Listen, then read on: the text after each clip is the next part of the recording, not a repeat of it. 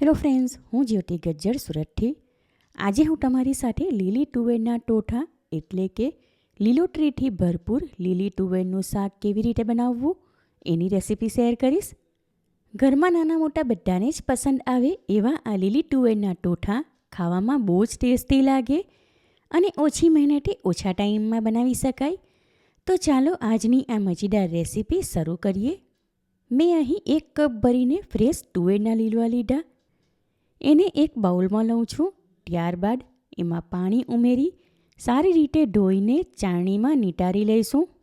હવે આ તુવેરના દાણા બાફી લઈએ. એના માટે એક પ્રેશર કુકરમાં આશરે 2 કપ જેટલું પાણી લઈને સ્ટવ ઉપર ગરમ કરવા મૂકી દીધું. કુકરમાં પાણી ગરમ થઈ ગયું. એમાં 5 ટીસ્પૂન જેટલી હળદર, સ્વાદ પ્રમાણે અડધી ટીસ્પૂન મીઠું અને 1 ટીસ્પૂન જેટલું તેલ ઉમેરીને મિક્સ કરી લઈએ. ત્યાર પછી એમાં તુવેરના લીલવા ઉમેરીને મિક્સ કરી લઈએ. હવે પ્રેશર કુકરનું ઢાંકણ બંધ કરું છું. મીડિયમ ફ્લેમ પર એમાં 3 થી 4 વિસલ આવી જાય ત્યાર પછી ગેસ ફ્લેમ ઓફ કરી દઈશું. ટોઠા માટે 1 કપ ઝીણા કાપેલા લીલા કાંદા લીધા. લીલા કાંદાનો લીલો અને સફેદ બંને ભાગ ઝીણા કાપી લીધા.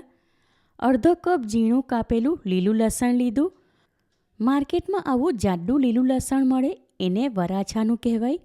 લસણ સુધારીને સારી રીતે ધોઈ લીધા બાદ આગળના કળીવાળા ભાગ સાથે જ ઝીણું કાપી લીધું અને 5 કપ જેટલી ઝીણી કાપેલી કોથમીર લીધી. 1 મોટી સાઈઝનું ટામેટું અને 1 મીડિયમ સાઈઝના કાંદાની છાલ કાઢીને પાણી વડે ધોઈ લીધો. આ બંનેને પણ અલગ અલગ ઝીણા કાપી લેશું. તુવેરના દાણા પ્રેશર કૂક થઈ ગયા અને કુકર પણ ઠંડુ થઈ ગયું માટે એની ઉપરથી ઢાંકણ હટાવી દીધું. 4 વિસલમાં તુવેરના દાણા સારી રીતે બફાઈને નરમ થઈ ગયા તમે જોઈ શકો છો. હવે એને પાણીમાંથી ચાળણીમાં નીતારી લઈએ. હવે આગળના સ્ટેપમાં ટોઠા બનાવવા માટે એક કઢાઈ લઈને સ્ટવ ઉપર ગરમ કરવા મૂકી દીધી. ત્યાં ગેસ ફ્લેમ લો ટુ મીડિયમની વચ્ચે રાખીને કઢાઈમાં 2 ટેબલસ્પૂન જેટલું તેલ લઉં છું. સાથે એમાં 1 ટીસ્પૂન જેટલું દેશી ઘી ઉમેરું છું. કઢાઈમાં ઘી પીગળી જાય ત્યાર પછી એમાં 2 તમાલપત્ર, 2 નંગ સૂકા લાલ વઘારના મરચાં અને 1 ટીસ્પૂન આખું જીરું ઉમેરું છું. સાથે એમાં 5 ટીસ્પૂન હિંગ ઉમેરીને આખા મસાલા થોડી સેકન્ડ માટે સાંતળી લઈએ. ત્યાર પછી એમાં ઝીણો કાપેલો કાંદો ઉમેરું છું. કઢાઈમાં કન્ટિન્યુ ચમચો ફેરવીને કાંદો સાંતળી લઈએ. થોડીવાર માટે કઢાઈ ઉપર ઢાંકણ લગાવી દઉં છું એટલે એ જલ્દીથી ચરીને નરમ થઈ જાય. આશરે 2 થી 3 મિનિટ જેવી થાય એટલે કઢાઈ ઉપરથી ઢાંકણ હટાવી દઉં છું.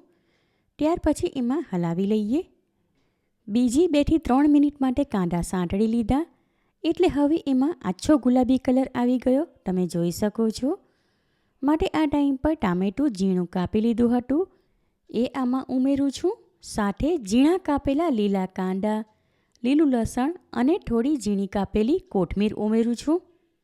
આ બધું મિક્સ કરીને થોડી સેકન્ડ માટે સાંતળી લીધા બાદ હવે આમાં 1 ટીસ્પૂન ભરીને વાટેલા આદુ મરચાંવાળો લીલો મસાલો, 1 ટીસ્પૂન લાલ મરચું પાવડર, 1 ટીસ્પૂન ધાણા જીરું પાવડર, અડધી ટીસ્પૂન હળદર અને સ્વાદ પ્રમાણે હમણાં પોણી ચમચી જેટલું મીઠું ઉમેરું છું. પછીથી જરૂર હશે તો ટોઠા ટેસ્ટ કરીને ઉમેરશું. સાથે આમાં અડધી ટીસ્પૂન જેટલો ગરમ મસાલો ઉમેરીને બધું સારી રીતે મિક્સ કરી લઈએ. દરેક મસાલા આમાં સારી રીતે મિક્સ કરી લીધા તો હવે થોડીવાર માટે કઢાઈ ઉપર ઢાંકણ લગાવી દઉં છું એટલે લીલોતરીમાં દરેક મસાલાના ફ્લેવર સારી રીતે આવી જાય અને ટામેટું પણ ચરીને નરમ થઈ જાય. થોડીવાર પછી કઢાઈ ઉપરથી ઢાંકણ હટાવીને એમાં હલાવી લઈએ. આમાં ટામેટાં સારી રીતે ચરીને નરમ થઈ ગયા માટે એને ચમચા વડે મેશ કરી લઉં છું. ત્યાર પછી એમાં બાકી બચેલું ઝીણું કાપેલું લીલું લસણ અને થોડી ઝીણી કાપેલી કોથમીર ઉમેરું છું. બાફેલા તુવેરના દાણા ચાળણીમાં નીતારી લીધા હતા એ પણ સાથે આમાં ઉમેરી દઉં છું. હવે આ બધું સારી રીતે મિક્સ કરી લઈએ. તુવેરના દાણા બાફ્યા એ પાણી નીતારીને સાઈડમાં રાખ્યું હતું એ આમાં ઉમેરું છું. હવે થોડીવાર માટે કઢાઈ ઉપર ઢાંકણ લગાવી દઉં છું એટલે તુવેરના દાણામાં બધા જ મસાલાના ફ્લેવર સારી રીતે આવી જાય.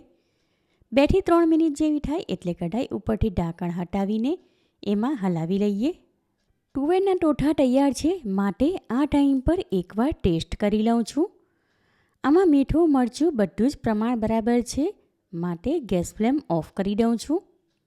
ત્યાર પછી એને કઢાઈમાંથી એક સર્વિંગ બાઉલમાં કાઢી લઈએ.